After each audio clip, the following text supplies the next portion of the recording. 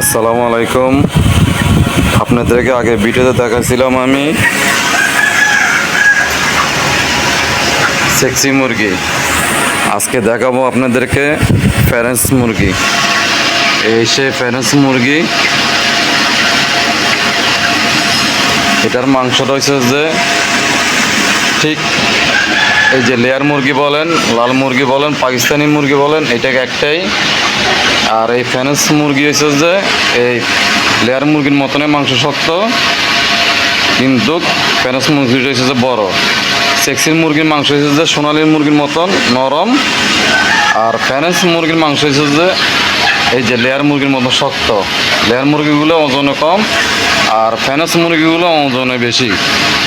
তো যারা যারা ফ্রেঞ্চ মুরগি চিনেন না, এই দেখেন সেই ফ্রেঞ্চ। এটা ওজন নর্মালে 4 কেজি, উপরে 6-7 কেজি পর্যন্ত হয়।